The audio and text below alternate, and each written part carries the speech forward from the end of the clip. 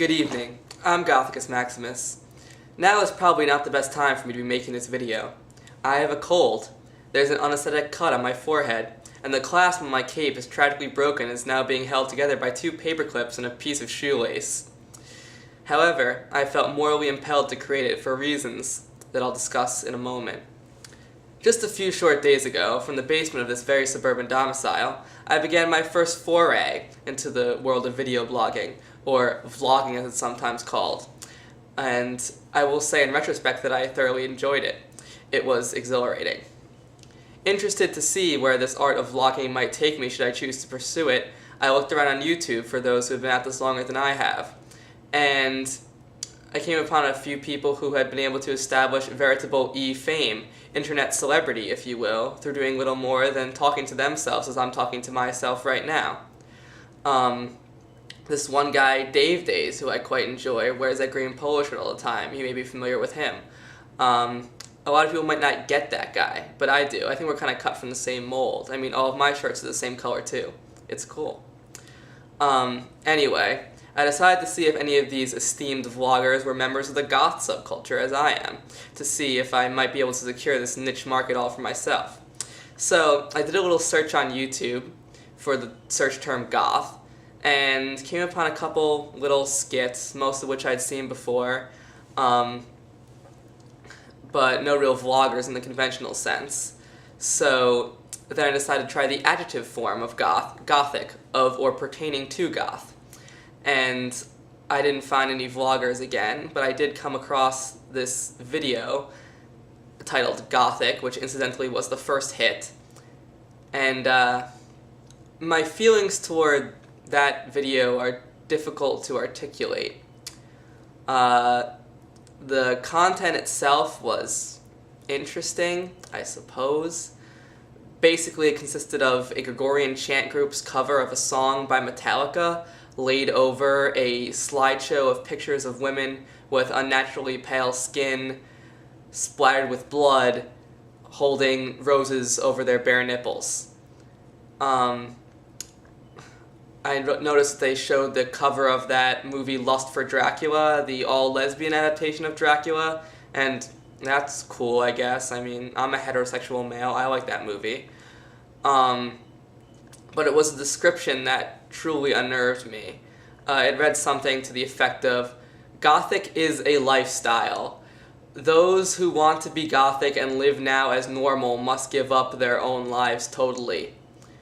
I didn't really know what this person was talking about in saying this, so I decided to look at the comments, try to get an idea, only to discover, to my shock, that most people who were commenting on this video emphatically agreed with the sentiment that Goth was some sort of lifestyle or worldview.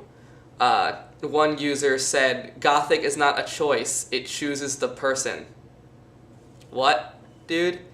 So Gothic is some kind of deific force that chooses 1 in 50 babies to think PVC is cooler than other materials? I have a question then, why is it that Gothic keeps choosing so many ugly fat girls? Does Gothic not like me or something? Another user said that Goths became Goths because they experienced some sort of traumatic event in their past that caused their emotions to become mostly hate. While Batman and I may have a similar fashion sense, I can assure you that no such formative event played a role in my decision to cut up these fishnet sleeves. Another user said that she was sort of half Gothic in her mind because she liked sad movies, sad music, and liked to think about sad things. Didn't have many friends, and preferred to be alone. It doesn't make you part of any special group. That makes you like 50% of the population. Congratulations. So, overall, in my search to find another Goth vlogger on YouTube, I had come to the painful epiphany that most people on YouTube didn't even know what a Goth really was. One user, Sky for Life, gave me a real laugh, if it can be called that, by asserting that Goths were inherently nicer than other people, namely preps, and even wrote out a little script depicting that idea, which I'm going to act out for you now. Did you hear about 9/11? Yeah, it was cool. Bad news, man. My grandmother died.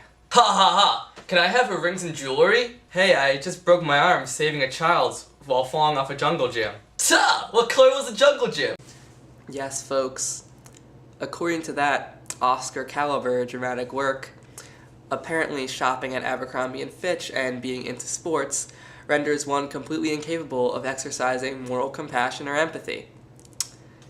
Somehow, Sky for Life, I don't think that is totally true. For some reason, a reason that eludes even me, I actually care that people on the internet don't know what goth is, and I feel compelled from deep within myself to elucidate. I recognize that the explanation I'm about to offer now will probably be of minimal effect in reducing this prevailing ignorance. However, as I said, I feel compelled, and it's a compulsion that I cannot resist. Without further ado, what is goth? The first notion I must address is the idea that goth is somehow a deep thing, or a profound thing, or that people who identify as Gothics are holders of some sort of fundamental life philosophy that distinguishes them completely from other people. Goth is not about embracing the darkness of life or being enamored with the shadow. It's more about plastic bats. The idea that wearing mostly black makes you nicer than other people or smarter than other people breaks down completely when one realizes that these women with the ivory skin and the blood splattered on them or the nipples covered with roses probably went directly from that photo shoot to another where they played members of a naked soccer team or something. It's ridiculous. In reality, goth is about as utterly shallow as a thing can be. Goth, in reality, here it is a glorified fan club focused on a specific genre of post-punk music that reached its height during the 1980s. Why do we dress this way? Because once upon a time, 20 or so years ago, someone sung a song that we thought was cool, and they dressed this way. What are these so-called goth bands of which goths are so fond? You may be wondering.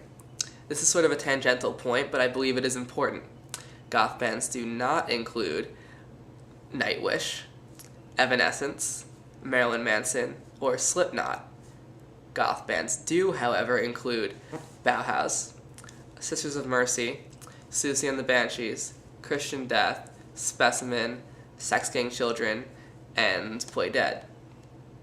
That should be enough. I noticed that some of you had posted on the Gothic video that you were under the impression goth was an ancient culture. It had something to do with Germany. Well, it is true, as you may recall from your freshman high school history class, that there were Germanic people known as the Goths who besieged who besieged Rome and hailed from Germany sometime around the 5th century AD. However, as you may be aware, sometimes over the course of centuries, words take on more than one meaning. Cool used to just mean cold, now it can mean awesome.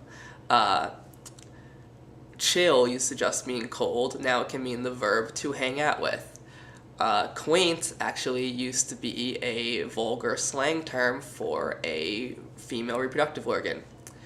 Interesting, right? And yes, goth used to mean Germanic barbarian, and now it means members of a dying subculture. Anyway, I think that about wraps it up. I have cohesively explained what goth is. I'm going to give myself a pat on the back for that.